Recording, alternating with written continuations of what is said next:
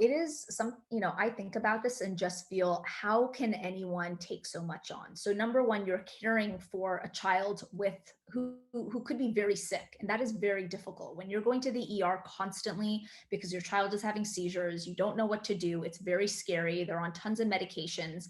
They're behind, you're fighting with the school district to get the right therapies for them. And, all of these things are happening. That is hard enough. Then you're having to be a scientist. And I mean, how many of us like excelled in biology? Okay. So we're starting and we have to learn, what is a stem cell? How does this work? You're talking to scientists and you have to educate yourself so you don't get taken advantage of and you make the right decisions. So you have that. Then you have to become an expert with your child's neurologist to really push them and teach them and connect with other parents, etc.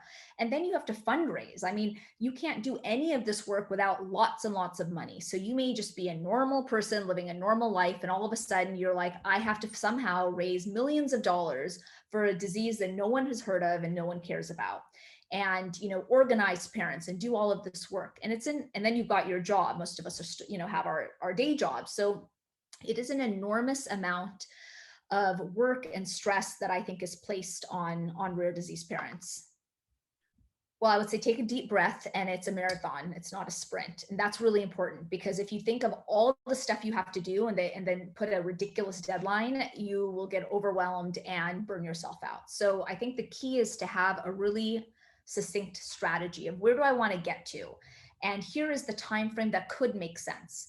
And then just chip away every day, chip away, do as much as you can. And there are going to be some days where you cannot do anything because you are exhausted. You are mentally, physically, emotionally exhausted. And that is okay too. That is really okay.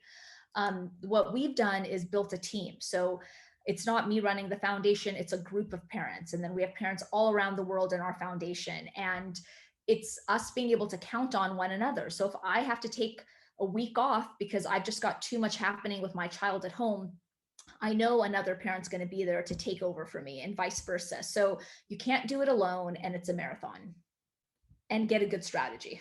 Those are my 3 points of advice. I do see a lot of parents starting foundations, just doing a whole bunch of different things.